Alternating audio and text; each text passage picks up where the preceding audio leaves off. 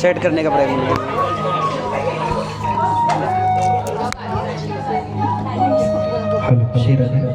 चलिए बोलिए सत्यनारायण भगवान की जय हो, लक्ष्मी नारायण भगवान की जय हो।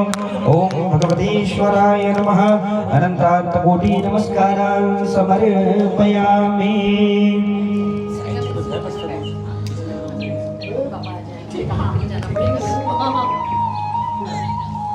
चलिए सभी लोग अपने अपने स्थान पर बैठ जाइए।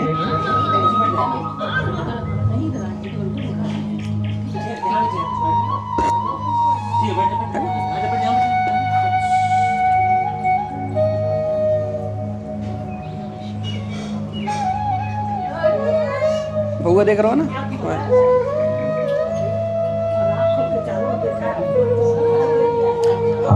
सभी लोग पुष्प ले लीजिए हाथ में, सबको पुष्प दे दीजिए, थोड़ा थोड़ा पुष्प सबके हाथ में दे दीजिए।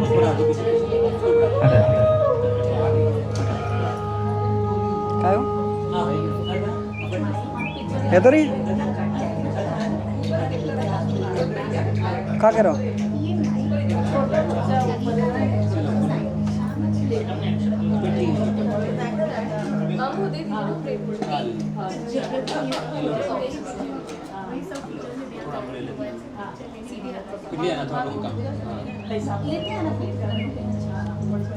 हाँ ठीक। चलिए सभी लोग पुष्प ले लेंगे हाथ में, जल दे दो। वहीं पे ध्यान रख दो।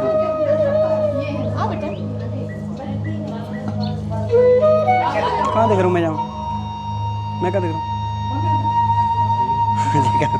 हाँ चलिए रिकॉर्डिंग कीजिए हम लोगों की, फोटो तो भी हम लोग भेजेंगे, वही बाहर जगह भेज देंगे, बाद में आपका भी डाल देंगे हमने। जरूर जरूर जरूर। बोलिए लक्ष्मी नारायण भगवान की जय हो, बोलिए श्री सत्यनारायण भगवान की जय हो। कृष्णाय वासुदेवाय हरे परमात्मने प्रणतः क्लेशनाशाय गोविन्दाय नमो नमः। गुरुर्ब्रह्मा गुरुर्विष्णु गुरुर्देवो महेश्वरा, गुरुर्साक्षात् परब्रह्मा तस्मै श्री गुरवे नमः। चलिए सभी ने पुष्प ले लिया हाथ में। हाँ हाँ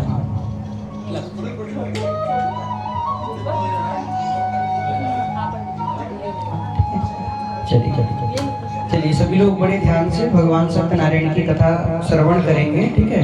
फोन वगैरह थोड़ी देर के लिए बंद कर दीजिएगा, एकदम साइलेंट। इंस्टाग्राम फेसबुक सब बंद कर दीजिएगा। हाँ बस भगवान की कथा सुनना है बढ़िया ध्यान से। हाँ बीच में थोड़ा ध्यान भटक जाता है ना, फोन अगर देखा तो थोड़ा सा। जो बाहर बैठे हैं वो भी अगर आ जाएंगे अंदर तो बढ़िया रहेगा, जिनको आना है।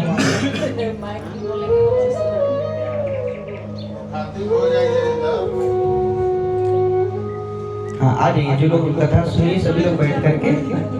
हाँ बाकी कुछ लोग इधर भी बैठ सकते हैं।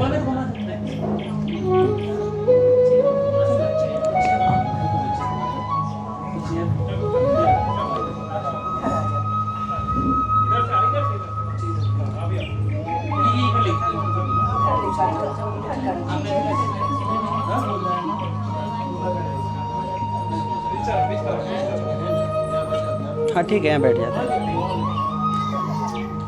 हाँ चलिए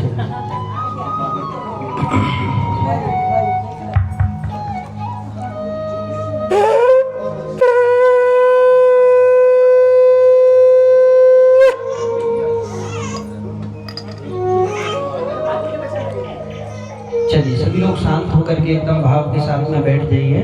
बोलिए सत्यनारायण भगवान की जय हो। कृष्णात्वदीय पद पंकज पंजरान्ते तद्वैव मे विशतु मानस राजहंस प्राणप्रयाण समय कपवात पित्ते कंठाविरोधन विदौ स्मरणं कुतस्ते। चलिए तो कथा में जो है 5 अध्याय है, ठीक है। एक अध्याय पूरा हो जाए, आप दोनों पुष्प यहाँ शालिग्राम जी पर चढ़ा दीजिएगा, बाकी सब लोग लास्ट में चढ़ाइएगा, ठीक है। चलिए तो कथा प्रारंभ करते हैं। कैसे सुनाए, हिंदी में संस्कृत में? अच्छा हिंदी में समझेंगे, ठीक है। तो हिंदी में जब सुन रहे हैं तो हिंदी में पूरी कथा ध्यान से सभी को सुननी है। बाद में हम प्रश्न करेंगे कौन कौन सी कथा आप लोगों को सुनाई। केबीसी का प्रोग्राम रखेंगे बाद में, तो बड़े भाव से कथा सुनिएगा, ठीक है। हाँ, चलिए तो कथा प्रारंभ करते हैं। तो कथा में 5 अध्याय है। अब कथा प्रारंभ होती है कहाँ से? नैमिषारण्य तीर्थ से, जो कि उत्तर प्रदेश में पड़ता है। तो एक बार नैमिषारण्य क्षेत्र में 88,000 ऋषि बैठ करके भगवान के नाम का चिंतन कर रहे थे। सोच रहे थे कि आगे कलयुग आएगा, और जब कलयुग आएगा तो कोई भगवान का पूजा पाठ ज्यादा समय तक नहीं करेगा। अगर व्यक्ति को बोल दे कि पुष्पा 2 मूवी लगी है तो 3 घंटे कब निकल जाएंगे पता नहीं चलेगा। और भगवान की कथा में सोचेगा पूरी जल्दी जल्दी पूरी हो जाए, प्रसाद लेके घर को चले जाए। हाँ, तो हमारे यजमान ने तो पहले ही आपको बढ़िया चाय आम पन्ना सब पिला दिया कि बाद में दिक्कत ना आए। हाँ, इसीलिए सबको पहले व्यवस्थित करके बैठाया है कि जल्दी जल्दी जाने की ना बोले। हाँ, तो ऐसे ही सूत जी महाराज जो है उनसे प्रश्न किया 88,000 ऋषियों ने। बोले कि आप हमें कोई ऐसी कथा सुनाइए, कोई ऐसा व्रत बताइए, कोई ऐसा नियम बताइए जिसको हम मनुष्यों को बता सकें और थोड़े से प्रश्न से वो आपके सभी प्रकार के सुख को प्राप्त कर सकें। सूत जी महाराज कहने लगे, बोले कि आपने बड़ी अच्छा प्रश्न किया है कि मनुष्य के कल्याण के लिए कौन सा व्रत करना चाहिए, कौन सी कथा सुननी चाहिए। बोले जैसा आपने ये प्रश्न किया है इसी प्रकार का प्रश्न एक बार देवर्षि नारद जी ने भगवान नारायण से किया था। एक बार नारद जी के मन में आया कि सभी जगह भ्रमण करने घूमने जाना चाहिए। तो ऐसा विचार बना करके नारद जी जो है सभी जगह भ्रमण करने श्रीमन नारायण का जाप करते हुए और सभी जगह जो है भ्रमण करने के लिए निकल गए। सभी जगह घूमते घूमते वो आ गए कहाँ पर? पृथ्वी लोक पर, जहाँ पर हम लोग रहते हैं। तो जैसे ही पृथ्वी लोक पर आए सोच करके तो ये आए कि जहाँ भगवान राम का अवतार हुआ है, जहाँ भगवान कृष्ण का अवतार हुआ है, वो पृथ्वी कितनी सुंदर होगी, वहाँ के लोग कितने सुंदर होंगे।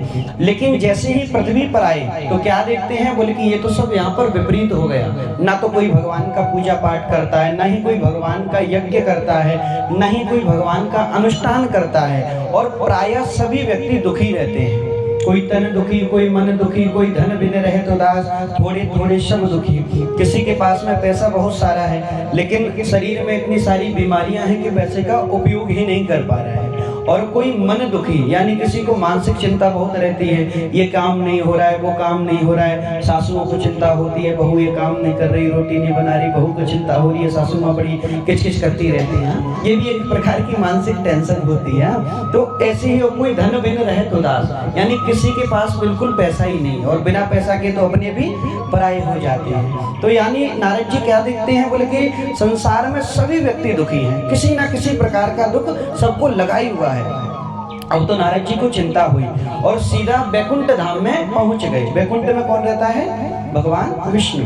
तो भगवान नारायण जो है बैकुंठ में अपनी शेषैया पर विराजमान थे। हाथों में शंख चक्र गदा सभी चीज सुशोभित थी, वरमाला पहने हुए थे, और माता लक्ष्मी उनके चरण दबा रही थी। पहले की जो धर्म पत्नियां होती थी वो अपने पति के चरण दबाती थी, इससे बताते हैं कि लक्ष्मी प्राप्त होती थी।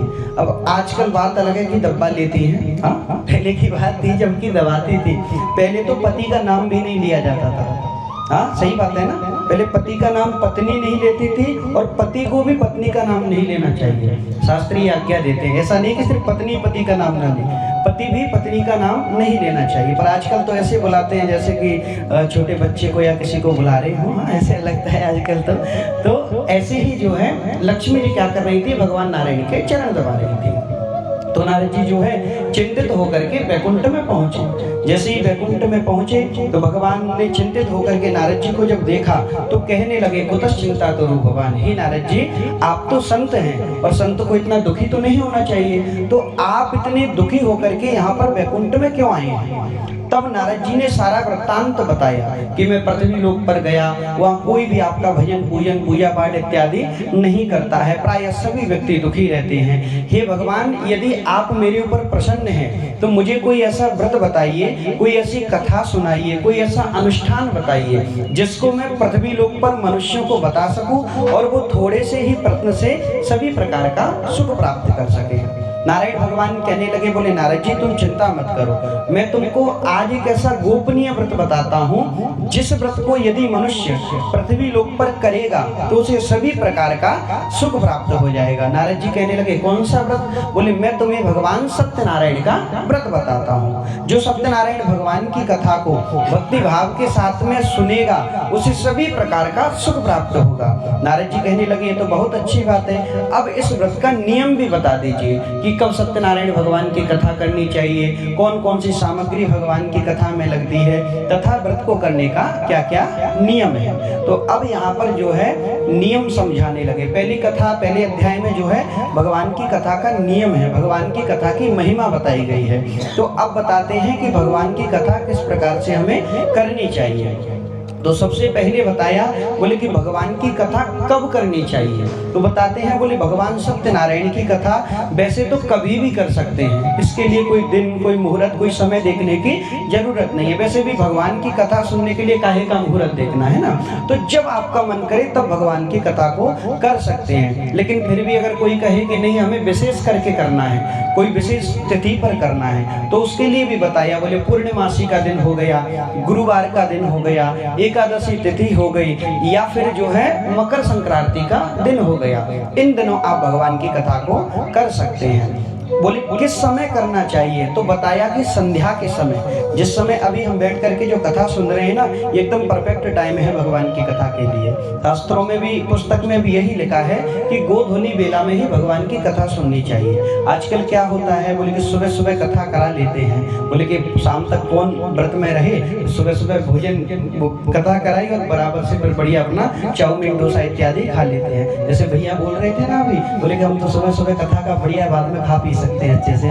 तो ऐसे ही जो है, लेकिन भगवान की कथा का ये नियम है कि पूरे दिन व्रत रखें। व्रत का मतलब ये नहीं है कि आपको कुछ खाना नहीं है, आप जो अपने सामर्थ्य अनुसार फल, मिठाई इत्यादि, फल जो है फल इत्यादि फलाल का खा सकते हैं। बाद में संध्या को जैसे गोधूली बेला आए, जो जब गाय का दोहन होता है उस समय की जब बेला आए तब भगवान की कथा को सुने।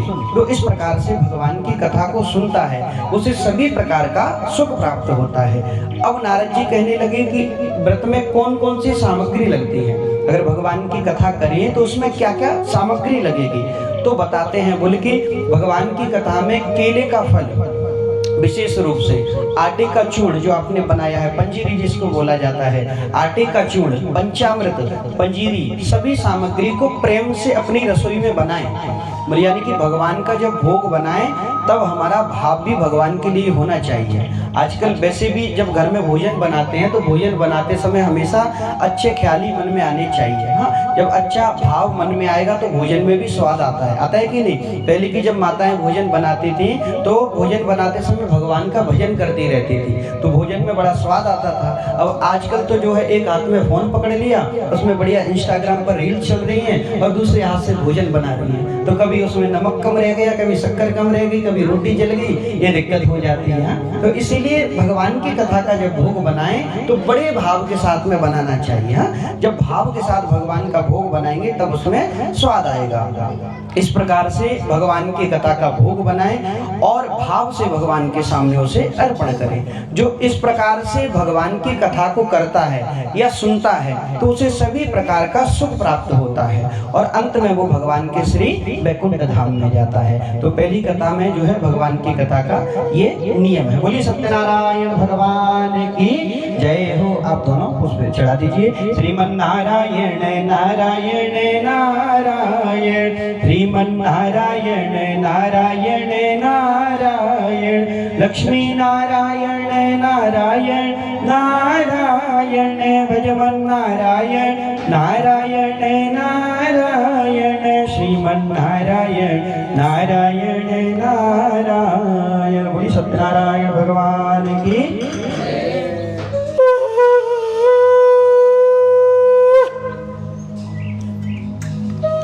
चलिए अब जो है दूसरे अध्याय की कथा प्रारंभ करते हैं। देखिए भगवान सत्यनारायण की जो कथा है ना वो सिर्फ एक अध्याय में ही बताई गई है।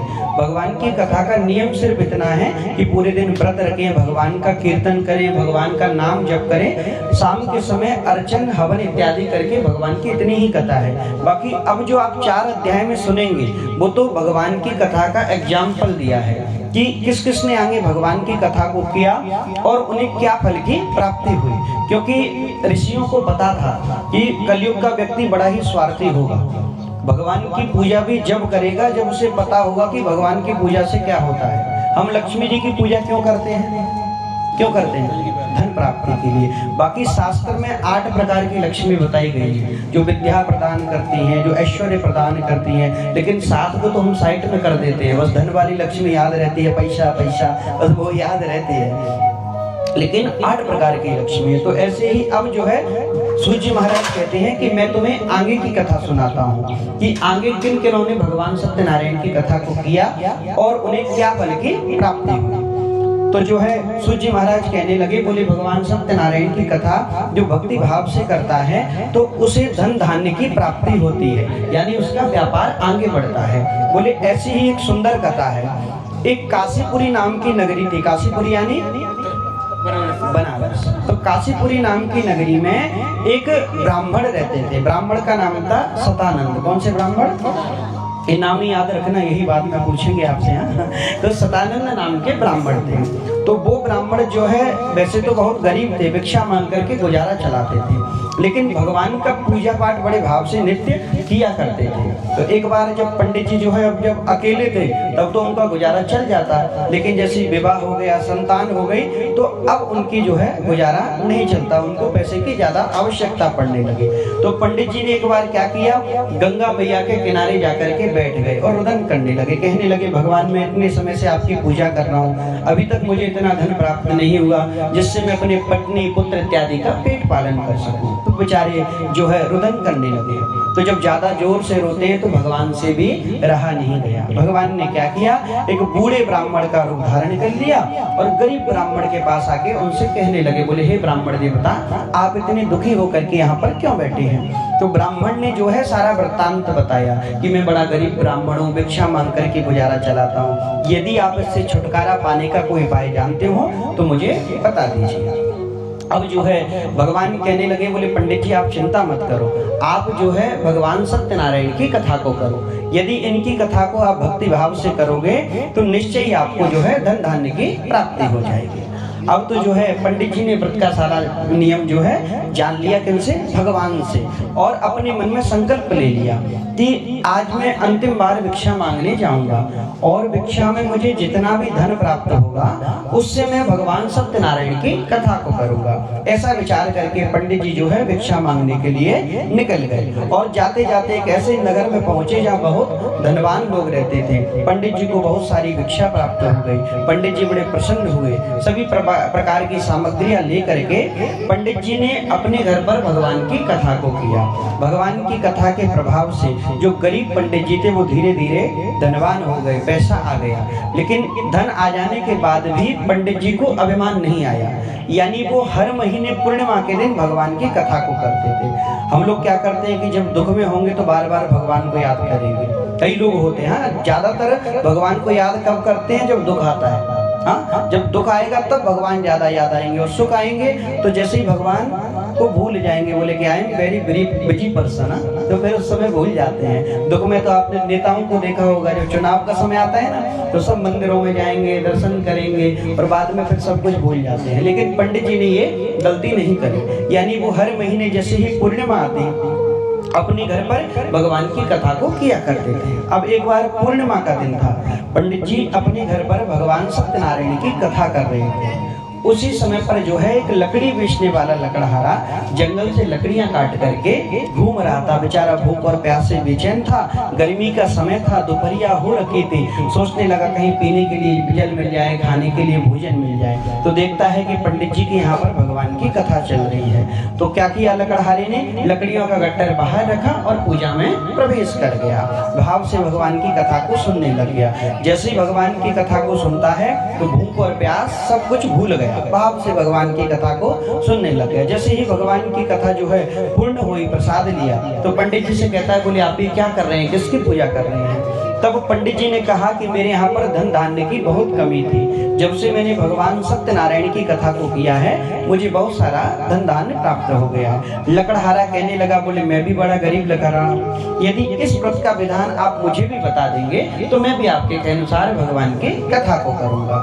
अब तो जो है लकड़हारे को सारा व्रत का विधान पंडित जी ने बता दिया। थोड़े सीधे साधे थे। अगर हमसे कोई पूछे, बोले अब तक तो 50,000 कमाते थे, आपका पड़ोसी पूछ ले, आपका मित्र पूछ ले, बोले जब बेंगलोर आए थे तब 50,000 कमाते थे, आजकल आपकी सैलरी 2 लाख कैसे हो गई? तो बताएंगे? नहीं बताएंगे, बोले हमारा सीक्रेट है। हाँ, लेकिन पंडित जी ने बोला कि भगवान की जो कथा है उस कथा से मुझे ये सब कुछ प्राप्त हुआ है। व्रत का सारा विधान जो है लकड़हारे को बता दिया।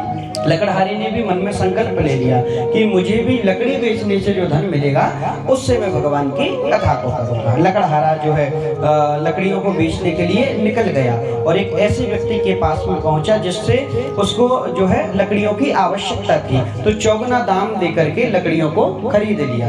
लकड़हारा बड़ा प्रसन्न हुआ, सभी सामग्री को लेकर के बंधु बांधवों के साथ उसने जब भगवान की कथा को किया तो धीरे धीरे लकड़हारा भी सभी प्रकार के सुखों को भोग करके और अंत में भगवान के श्री वैकुंठ धाम में गया। बोली सत्यनारायण भगवान की जय हो। श्री कृष्ण गोविंद हरे मुरारी, हे नाथ नारायण वासुदेवा।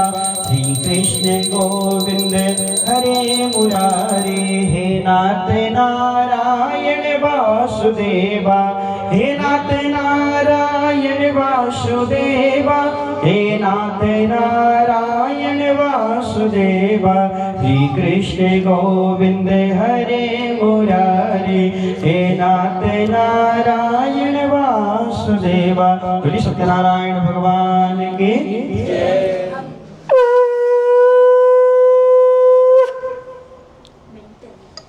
चलिए, कौन सा अध्याय शुरू होगा? तीसरा। ध्यान से सुन रहे हैं मतलब? हाँ, चलिए। हाँ, तो देखिए ध्यान से सुनना है, वैसे भी लाइव चल रहा है यहाँ, बाद में पता चल जाएगा सही कथा किसने सुनी कि नहीं सुनी।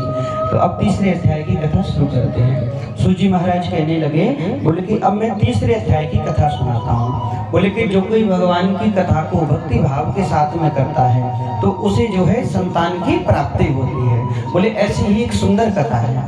एक नगर में जो है एक राजा रहते थे। राजा का नाम था उल्खामुख। कौन से राजा? उल्खामुख नाम के राजा थे। तो वो राजा बड़े सत्यवादी और जितेंद्रिय राजा थे, यानी हमेशा देव स्थानों पर जाकर के दान देते थे, गरीब कन्याओं का विवाह कराते थे। जैसे ही वो राजा थे वैसी उनकी धर्म पत्नी, यानी दोनों का एक जैसा मन था। गृहस्थ जीवन में भी ये बहुत जरूरी है कि दोनों का एक जैसा मन हो। अनेक कई जगह तो हम जाते हैं तो एक का तो मन लगता है, दूसरे को जबरदस्ती बैठाना पड़ता है पूजा में। हाँ, एक तो बढ़िया से पूजा करेगा और दूसरे का मन ही नहीं लगेगा। हम जो है ऐसे एक बार जो है HSR लेआउट में पूजा करा रहे थे, तो उस समय पर जो है पत्नी तो बढ़िया से पूजा कर रही, पति का मन नहीं लगे पूजा में। तो हम जैसे उनसे बोले कि चावल चढ़ाओ तो वो फूल चढ़ाने लग जाएंगे। हमने कहा शायद कम सुनाई देता होगा, हम थोड़ा जोर से बोलने लगे। बाद में पता चला कि कान में ब्लूटूथ लगा के छोटा सा और IPL का मैच देख रहे हैं। हाँ, पूजा करते करते करते समय स्कोर देख ले कि कौन सा स्कोर हो गया, तो पूजा में मन ही ना लगे। तो ऐसी पूजा का भी कोई मतलब नहीं है। भगवान की पूजा में भाव बहुत जरूरी है। हाँ, अब जो है राजा रानी जो थे उनका एक जैसा मन था, यानी वो हमेशा भगवान का पूजा पाठ साथ में ही बैठ करके किया करते थे। हाँ, और तो ऐसे ही एक बार क्या हुआ कि राजा रानी भद्रशिला नाम की कोई पवित्र नदी उस समय रही होगी, उसके किनारे बैठ करके भगवान सत्यदेव की कथा कर रही थी, है ना। ये जो भगवान की कथा हम अपने घर पर करते हैं, इसका फल तो हमें मिलता ही है। इसी कथा को यदि किसी तीर्थ में करें तो इसका हमें 1000 गुना फल मिलेगा, और इसी कथा को किसी पवित्र बहती हुई नदी के किनारे बैठ करके करें तो इसका अनंत गुना फल मिलता है। तो इसीलिए राजा रानी ने क्या किया, भद्रशिला नाम की नदी के किनारे भगवान सत्यनारायण की कथा कर रहे थे। उसी समय पर एक साधु नाम का वैश्य, साधु नाम का बनिया जो है व्यापार करके उधर से निकल रहा था। अब जो है उधर से निकल रहा था तो राजा रानी को देखते हुए रुक गया। कहने लगा कि राजा क्या कर रहे हैं, जाकर के पूछना चाहिए। राजा से कहता है, बोले हे राजन, भक्ति युक्त चित्त से आप ये किसकी पूजा कर रहे हैं, इस पूजा को करने से क्या होता है। तब राजा ने कहा कि मेरे यहाँ पर कोई संतान नहीं थी, जब से मैंने भगवान सत्यनारायण की कथा को किया है मुझे संतान प्राप्त हो गई है। अब तो जो है बनिया कहने लगा, बोले पैसा तो बहुत है मेरे पास लेकिन कोई संतान नहीं है, यदि इस व्रत का विधान आप मुझे बता देंगे तो मैं भी आपके कहे अनुसार भगवान की इस कथा को करूंगा। राजा ने व्रत का सारा विधान किसको बता दिया? बनिया को। अब जो है बनिया अपने घर पर गया और अपनी धर्म पत्नी के सामने जाकर के संकल्प ले लिया कि जब मेरे यहाँ पर संतान हो जाएगी तब मैं भगवान की कथा को करूंगा। थोड़ा सा कंजूस टाइप का था, सोचने लगा कि अगर पहले कथा कर दी और संतान नहीं हुई तो मेरा पैसा बर्बाद चला जाएगा। हाँ, हम भी सोचते हैं ना, भगवान ये काम कर दो तो 1 किलो लड्डू चढ़ा देंगे। हाँ, तो ऐसे ही उसने सोचा कि जब मेरे यहाँ संतान होगी तब मैं भगवान की कथा को करूंगा। भगवान तो जो है संकल्प से ही प्रसन्न हो गए और उसकी पत्नी गर्भवती हुई और 10वें महीने में उसने एक सुंदर कन्या को जन्म दे दिया। कन्या धीरे धीरे बड़ी होने लगी, जैसे शुक्ल पक्ष का चंद्रमा बढ़ता है। कन्या का नाम क्या रखा गया? कलावती। कलावती लीलावती सबको याद होगा लगभग लोगों को। अगर कलावती लीलावती कथा में आई तो पूरी कथा हो गई, नहीं तो कथा नहीं होती है। उनकी कथा बहुत जरूरी है। तो ऐसे ही कन्या का नाम कलावती रखा गया। तब एक बार लीलावती ने मीठे शब्दों में अपने पति से कहा, बोले कि हे स्वामी, हमने जो भगवान की कथा का संकल्प लिया था कि जब हमारे यहाँ संतान होगी तब भगवान की कथा को करेंगे, तो अब हमारे यहाँ संतान तो हो गई है तो आप भगवान की कथा को करिए। बनिया कहने लगा कि अभी तो बहुत सारा पैसा खर्च हो गया है, अभी जो है पुत्री का जन्मोत्सव इत्यादि मनाया है, बधाई बांटनी पड़ी है। तो बोले कथा ऐसा करता हूँ, जब पुत्री का विवाह करूंगा तब पंडित जी तो आएंगे, तभी मैं भगवान की कथा करा दूंगा। यानी 25 साल की सीधा छुट्टी कर दी उसने। हाँ, बोले 25 साल बाद में पंडित जी जब आएंगे तो भगवान की कथा को करा दूंगा। धीरे धीरे उसकी पुत्री बड़ी हो गई, विवाह के योग्य हो गई, तो कंचनपुर नामक नगर से एक सुंदर बालिक पुत्र के साथ अपनी कन्या का विवाह कर दिया। लेकिन दुर्भाग्य से वो उस समय भी भगवान की कथा को करना भूल गया। इससे जो है भगवान क्रोधित हो गए कि 2 बार मेरी कथा का संकल्प लिया, अब तक उसको पूरा नहीं किया। तो अब जो है भगवान ने उस बनिया को श्राप दे दिया कि तुझे दारुण दुख की प्राप्ति होगी, यानी तेरा सब कुछ नष्ट हो जाएगा। बनिया जो है समझ गया कि बनिया जो है अपने दामाद को लेकर के रत्न सागरपुर नगर में राजा चंद्रकेतु से आज्ञा लेकर के वहां पर व्यापार करने लग जाता है। तो एक बार होता क्या है कि भगवान की माया से प्रेरित होकर के कुछ चोर राजा का धन चुरा करके भाग रहे थे। उन्होंने देखा कि राजा के सैनिक हमारे पीछे लगे हैं, तो जहां पर बनिया और दामाद रहते थे उस धन को वो चोर जो है वहां से छोड़ करके और भाग गए। राजा के सैनिक पीछे आए, उन्होंने देखा कि इनके पास में पूरा धन है, तो दोनों को ही चोर समझ लिया और बनिया और दामाद को लेकर के राजा चंद्रकेतु के पास में गए और दोनों को जेल में बंद कर दिया, उनको कठोर कारावास में डाल दिया। बनिया बड़ा दुखी रहने लगा, दामाद भी दुखी रहने लगा। इधर लीलावती और कलावती भी बहुत दुखी रहती हैं, क्योंकि घर में बड़ा यदि कोई गलत काम करे तो छोटों को भी भुगतना पड़ता है ना। तो लीलावती कलावती भी बहुत दुखी रहती हैं। उनके घर में भी जितना धन था उसे चोर चुरा करके ले गए। एक बार शारीरिक व मानसिक पीड़ा से व्यतीत होकर के कलावती जो है भिक्षा मांगने गई एक ब्राह्मण के घर पर। उस समय ब्राह्मण के यहाँ पर भगवान की कथा चल रही थी, तो कलावती ने भाव से भगवान की कथा को सुना और कथा को सुनने के बाद में जो है वो अपने घर वापस लौट करके आई। तो अपनी माता ने कारण पूछा कि तुम इतनी रात्रि में कहाँ से आई हो, कहाँ गई थी? तो कलावती कहती है, बोले माँ आप क्रोध मत करिए, मैं सभी सुखों की प्राप्ति वाली कथा सुन के आई हूँ। बोले कौन सी कथा? बोले भगवान सत्यनारायण की कथा। अब तो लीलावती को भी याद आ गया कि उसके पति ने कथा का संकल्प किया था, अब तक उसको पूरा नहीं किया। तो लीलावती के पास में जितना भी धन बचा था उस धन से भगवान की कथा को किया, भगवान से क्षमा मांगी कि हमारे पति और दामाद जल्दी से घर लौट करके आ जाए। भगवान जो है इस व्रत से संतुष्ट हो गए और राजा चंद्रकेतु को स्वप्न में दर्शन दे करके दोनों बनियाओं को कैद से मुक्त करा दिया। राजा ने उनका जितना धन छीना था उससे 2 गुना धन दे दिया।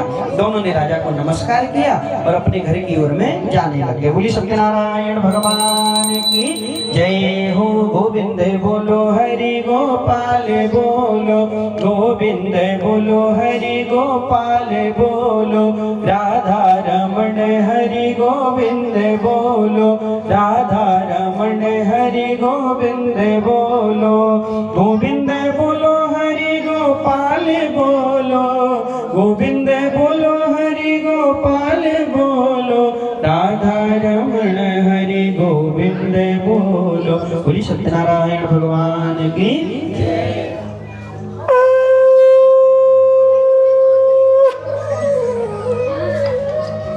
चलिए चौथा अध्याय शुरू होगा, है ना। चतुर्थ अध्याय की कथा प्रारंभ करते हैं। सूत जी महाराज कहने लगे, बोले कि बनिया को जेल से राजा ने छोड़ दिया, है ना। तो वाणिक ने क्या किया, अपनी नौका में धन भरा और अपने घर की ओर में जाने लग गया। तो भगवान ने सोचा कि इसकी परीक्षा लेनी चाहिए, इसका अभी अभिमान दूर हुआ कि नहीं हुआ। तो भगवान ने क्या किया, एक डंडी महाराज का रूप धारण कर दिया और जो है डंडी महाराज का रूप धारण करके जो है बनिया के पास में आ गए और बनिया के पास आके कहने लगे, बोले कि हे वाणिक, तेरी जो नाव है बड़ी सुंदर लग रही है, क्या है इस नाव में, किस चीज का व्यापार करते हो। तो अभिमानी बनिया कहने लगा, कहीं पैसा चोरी ना करने। बोले नहीं नहीं महाराज, मेरी नाम में तो बेल पत्ते घास फूस ये सब कुछ भरे पड़े हैं। भगवान ने कहा, अच्छा ऐसी बात है, तेरा वचन सत्य हो जाए। अब उसके नाम में क्या था, पहले हीरे जवाहरात, लेकिन जैसे ही बोला कि तेरा वचन सत्य हो जाए, बेल पत्ते बोला, तो उसके नाम में भर गया क्या, बेल पत्ते और घास फूस। इसीलिए हमेशा कहते हैं कि अच्छा बोलना चाहिए। कई लोग पैसा बहुत कमाते हैं, लेकिन कोई पूछे और काम कैसा चल रहा है, बोले पैसा ही नहीं है, पैसा ही नहीं है, तो भगवान भी कह देते हैं तथास्तु। हाँ, तो हमारे एक मित्र थे, बेंगलोर में है मतलब अभी, तो वो जो है कभी भी हम उनके पास में जाएं तो बस एक ही बात कहते हैं, पंडित जी व्यापार ही नहीं चल रहा है, काम ही नहीं चल रहा है। और ऐसा बोलते बोलते 3 कोठी अब तक अपनी बना चुके हैं। हाँ, तो लाइव में देखेंगे तो बताएंगे, बाद में बोलेंगे। हाँ, तो ऐसा बोलते बोलते 3 कोठी जो है बना चुके हैं और पैसा है ही नहीं उनके पास, सब कुछ प्राप्त हो गया। तो कई लोगों का ऐसा स्वभाव बन जाता है। तो ऐसे ही बनिया ने बोला, मेरी नाम में तो कुछ नहीं, बेल पत्ते हैं। भगवान ने कहा, तथास्तु, तेरा वचन सत्य हो जाए। हीरे जवाहरात की जगह भर गया बेल पत्ते और घास फूस। जैसे ही अपनी नित्य क्रिया से निवृत्त हुआ तो देखता है कि उसकी नाव ऊपर की तरफ में उठ रही है, क्योंकि वजन कम हो गया। तो धीरे धीरे जो है पास में गया, नाव में जब बेल पत्ते घास फूस देखे तो जो है बेचारा दुखी हो गया और दुखी होकर के कहने लगा, मेरा सब कुछ कहाँ चला गया। तो बनिया ने जो है दामाद ने कहा, बोले पिताजी आप रुदन मत करिए, अभी आपने ही तो डंडी महाराज से झूठ बोला था। बोले तो क्या करना चाहिए, बोले उनकी शरण में चलना चाहिए। दौड़े दौड़े डंडी महाराज की शरण में आए, भगवान से क्षमा मांगने लग गए, हे प्रभु मेरे अपराधों को क्षमा कर दीजिए। भगवान कहते हैं, हे वाणिक, तूने मेरी आज्ञा से बार बार दुख को प्राप्त किया है, क्योंकि तू मेरी पूजा से हमेशा दूर विमुख रहा है। बनिया ने जो है सब भगवान के ऊपर ही डाल दिया, कहता है भगवान ये सब आपकी ही माया है, आपकी माया से प्रेरित होकर के ब्रह्मा आदि देवता भी आपके स्वरूप को नहीं जान सकते, तो भला ज्ञानी मैं कैसे जानूंगा, इसलिए मेरे ऊपर कृपा करिए। यानी भगवान के ऊपर ही सब कुछ डाल दिया। बोले हे प्रभु ये सब आपकी ही माया से हुआ है ना। जैसे हम लोग करते हैं ना, अच्छा काम हुआ तो हमने किया और बुरा काम किया तो बोले भगवान की इच्छा थी सो हो गया, ऐसा हम लोग भी बोलते हैं। तो ऐसे ही बनिया ने जब बार बार भगवान से निवेदन किया, क्षमा मांगी, तो भगवान तो वैसे भी दयालु हैं, तो भगवान ने जो है क्षमा कर दिया और क्षमा कर दिया। क्षमा करने के बाद में वाणिक ने अपनी नौका में धन भर के पुनः अपने घर की ओर वापस जाने लग गया। जैसे ही अपने नगर के निकट पहुंचा तो अपने आने की सूचना भिजवाई, किसको, लीलावती और कलावती को। उस समय लीलावती और कलावती जो है भगवान सत्यदेव की कथा की तैयारी कर रही थी, है ना, भगवान की कथा की तैयारी चल रही थी। जैसे ही लीलावती ने सुना कि उसके पति और दामाद घर के निकट आ गए हैं, तो अपनी पुत्री कलावती से कहती है, बोले मैंने भगवान की संपूर्ण तैयारी कर दी है, प्रसाद भी बना दिया है, तुम जो है पूजा को पूर्ण करके और प्रसाद लेकर के ही अपने पति के दर्शन करने आना। लेकिन कलावती ने क्या किया, भगवान का जो है जल्दी जल्दी पूजा को कर दिया और बाद में जो है भगवान का प्रसाद लेना भी भूल गई, भगवान का जो है प्रसाद लेना भी भूल गई। अब जो है भगवान क्रोधित हो गए कि भगवान का, वैसे भी कहा गया है कि सत्यनारायण भगवान की कथा में उनका प्रसाद छोड़ करके नहीं जाना चाहिए। तो अब जो है भगवान कलावती जो है भगवान का प्रसाद लेना क्या हुआ, भूल गई जल्दी जल्दी में। इससे भगवान क्रोधित हो गए और उसके पति को नौका सहित पानी में डुबो दिया। इसीलिए कभी भी भगवान की कथा में जाएं तो उनका प्रसाद जरूर लेकर के आना। यदि बहुत ज्यादा अर्जेंट है कि हमें जाना ही जाना है तो पंडित जी से तुलसी का पत्ता लेकर के जाइए, बाकी नहीं तो पंजीरी पंचामृत जो प्रसाद है वो लेकर के आना चाहिए। तो पहले तो क्या दंड दंड मिला था कलावती को कि उसके पति को नौका सहित पानी में ही डुबो दिया। अब कलयुग में जो है दंड चेंज हो गया है भगवान का। हम तो निवेदन करते हैं भगवान से, जो भगवान की कथा को अच्छे से ना सुने, भगवान की कथा में बीच बीच में रील्स देखे, यूट्यूब चलाए, व्हाट्सअप चलाए, तो भगवान उसका इंटरनेट ही बंद कर दिया। हाँ, तो जब भगवान की कथा में जब अच्छे से ना सुने, उसका इंटरनेट बंद हो गया, तो बिना फोन के तो इंटरनेट के तो सब कुछ बेकार है आज के समय में। हाँ, तो फिर उसके बाद अच्छे से कथा सुनेगा। हाँ, तो ऐसे ही जो है भगवान की कथा कलावती ने ना सुनी, भगवान ने उसके पति को नौका सहित पानी में डुबोया। अब जो है कलावती ने अपने पति को ना देखा तो रुदन करने लगी। आकाशवाणी हुई, आकाशवाणी ने कहा तेरी जो कन्या है वो भगवान का प्रसाद त्याग करके आई है, यदि वो घर जाकर के प्रसाद खा करके लौटे तो उसका पति उसे प्राप्त हो जाएगा। दौड़ी दौड़ी भगवान का प्रसाद लेकर के आई तो उसका पति उसे पहले जैसा प्राप्त हो गया। सभी ने नदी के किनारे बैठ करके वहीं पर भगवान की कथा को किया। अंत में सभी भगवान के श्री वैकुंठ धाम में गए। बोली सत्यदेव भगवान की जय हो। श्री राम जय राम जय जय राम, बोलो श्री राम जय राम जय जय राम, श्री राम जय राम जय जय राम, बोलो श्री राम जय जय राम।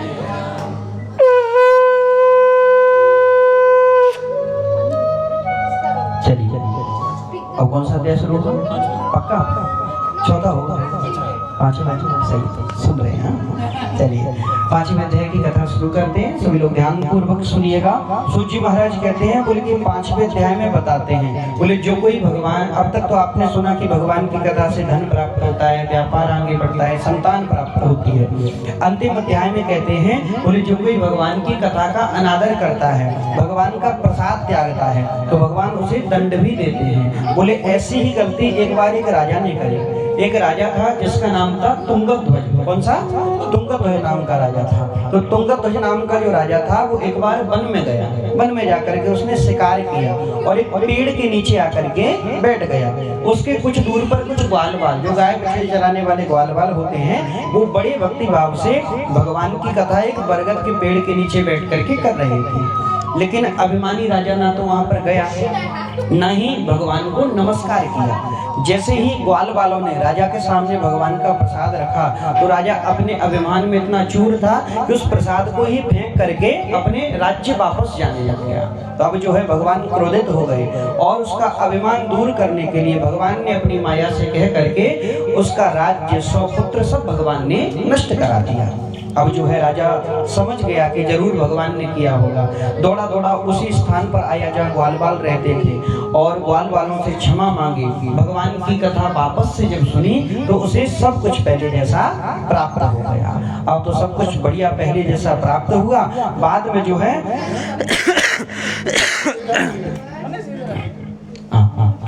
बाद में जो है ग्वालवाल और राजा सभी भगवान के श्री वैकुंठ धाम में गए। जो कोई भगवान सत्यनारायण की कथा को भक्ति भाव के साथ में करता है या सुनता है उसे सभी प्रकार का सुख प्राप्त होता है। इससे निर्धन धनी हो जाता है, बंधनहीनों को बंधन से मुक्ति प्राप्ति होती है, संतानहीनों को संतान प्राप्त होती है और सभी सुखों को भोग करके वो भगवान के वैकुंठ धाम में जाता है। लेकिन सब कुछ कब मिलता है? इतना चीज बता दी कि इतना इतना सब कुछ मिलता है, लेकिन कब मिलता है? जब भाव से भगवान की कथा को सुने। ऐसा नहीं कि बस पंडित जी ने बोला, पंडित जी को दक्षिणा दी, अब तो हमारे लिए सब कुछ तैयार है।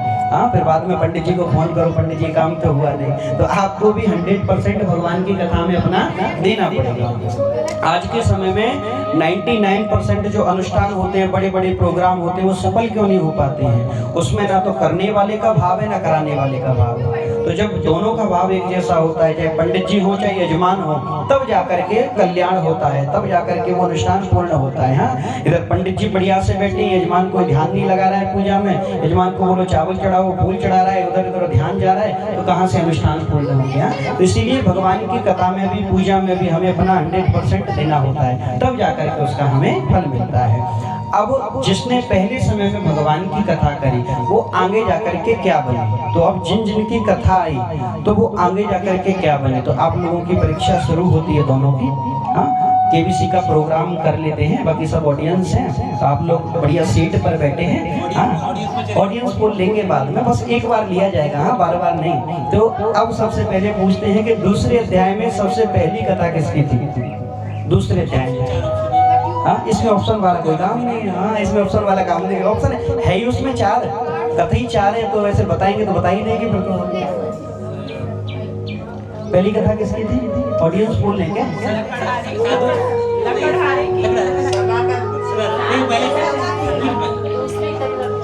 सतानंद वाले कितने हैं? पहली कथा में तो केवल भगवान दूसरे अध्याय से बता रहे हैं, दूसरे अध्याय।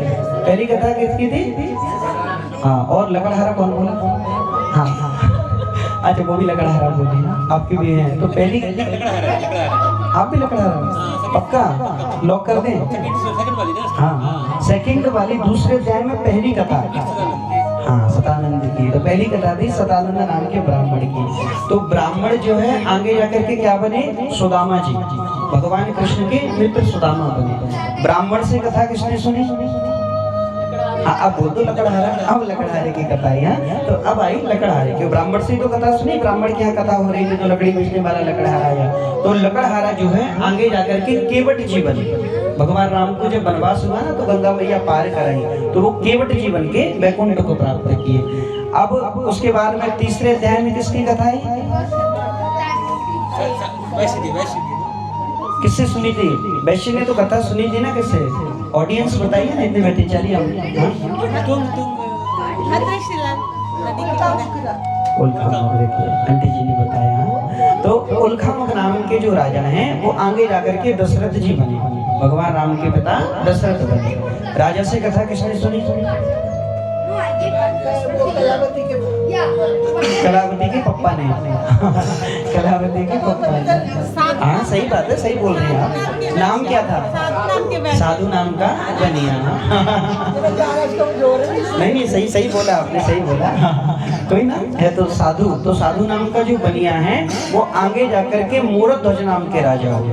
एक राजस्थान के एक राजा थे, राजा मूरध्वज, जो भगवान के अनन्य भक्त थे, तो मूरध्वज नाम के राजा बने। अब अंतिम अध्याय में किसकी कथा है? लास्ट अध्याय में तुंग ध्वज ताकि तुंगध्वज। तो तुंगध्वज नाम का जो राजा है वो आगे जाकर के स्वयंभू मनु हुए। मनु शतरूपा जो ब्रह्मा जी की प्रथम संतान है ना, मनु स्मृति इत्यादि। जी जी, मनुष्य बने हैं ना, ब्रह्मा जी के संतान है। और दूसरी एक और कथा थी ना, 2 लोगों की कथा थी, उसमें किसकी थी? राजा ने कथा किससे सुनी थी? किससे? हाँ वाले वो बढ़िया बैठ करके सुना रहे हैं। उनका ध्यान एकदम कनेक्शन भगवान से डायरेक्ट हो रहा है ना, सही जगह बैठे हो। पूरा याद करके होमवर्क करके आए हैं वो घर से पूरा। तो ग्वालवाल जो है द्वापर युग में जो है भगवान कृष्ण के मित्र बने, मधुमंगल श्रीराम इत्यादि मित्र बने। अच्छा चलो अब सबसे एक लास्ट प्रश्न पूछते हैं। अब आप ये सोचेंगे कि भगवान की कथा में ये सब लोग कहाँ से आए? सुदामा जी कहाँ से आ गए, या फिर दशरथ जी कहाँ से आ गए? तो ये भगवान की कथा बहुत प्राचीन है, बहुत पुरानी कथा है। आपको पता है ये किसी पुराण से ली गई है। भगवान की कथा किसी पुराण से ली गई है। कितने पुराण होते हैं? कितने? 18 पुराण होते हैं, बिल्कुल। तो 18 पुराणों में एक पुराण है, कौन सा? स्कंद पुराण। तो स्कंद पुराण के रेवा खंड से भगवान की कथा ली गई है। बाकी भविष्य पुराण इत्यादि में भी इसका उल्लेख मिलता है, लेकिन मुख्य रूप से स्कंद पुराण के रेवा खंड से भगवान की कथा ली गई है। तो इस प्रकार की भगवान की कथा है। बोली सत्यनारायण भगवान की। सभी लोग आइए और बारी बारी आराम से भगवान पर पुष्प चढ़ाना है, किसी को फेंकना नहीं है, पुष्प आराम से चढ़ाइए। श्रीमन नारायण नारायण नारायण, श्रीमन नारायण नारायण नारायण, लक्ष्मी नारायण नारायण नारायण, श्रीमन नारायण नारायण नारायण, भजवन नारायण नारायण नारायण, भजवन नारायण नारायण नारायण, लक्ष्मी नारायण नारायण नारायण, लक्ष्मी नारायण नारायण नारायण, श्रीमन नारायण नारायण नारायण, श्रीमन नारायण नारायण नारायण, लक्ष्मी नारायण नारायण नारायण, भजमन नारायण नारायण नारायण श्रीमन नारायण नारायण नारायण श्रीमन नारायण नारायण नारायण लक्ष्मी नारायण नारायण नारायण भजमन नारायण नारायण नारायण लक्ष्मी नारायण नारायण नारायण लक्ष्मी नारायण नारायण नारायण ओ श्री कृष्ण गोविंद हरे मुरारी हे नाथ नारायण वासुदेवा श्री कृष्ण गोविंद हरे मुरारी हे नाथ नारायण वासुदेवा हे नाथ नारायण वासुदेवा हे नाथ नारायण वासुदेवा श्री कृष्ण गोविंद हरे मुरारी हे नाथ नारायण वासुदेवा हे लक्ष्मी नारायण